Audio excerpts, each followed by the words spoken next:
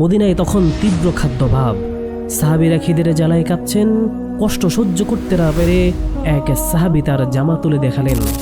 খিদের চোটে তিনি পেটে একটি পাথর বেঁধে রেখেছেন, যাতে খিদের তীব্রতা কিছুটা কম লাগে। সাহাবী ক্লান্ত পায়ে হেঁটে হযরত মুহাম্মদ সাল্লাল্লাহু আলাইহি সাল্লামের কাছে গেলেন এবং কাঁদতে কাঁদতে বললেন, ইয়া রাসূলুল্লাহ, খিদের তীব্রতা আর সহ্য করতে পারছি না। দেখুন, পেটে পাথর বেঁধে রেখেছি।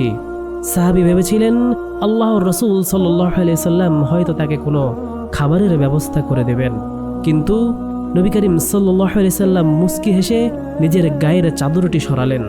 তিনি একটি নয় বরং দুইটি পাথর বেঁধেছেন নিজের পেটে, যার এক ইশারায় পৃথিবীর সব নিয়ামত চলে আসতে পারত, কিন্তু তিনি তা করেননি। তিনি নিজের উম্মতের কষ্টের ভাগ নিতে নিজের পেটে পাথর বেঁধে রেখেছিলেন। তিনি শাসক ছিলেন, কিন্তু বিলাসী ছিলেন না।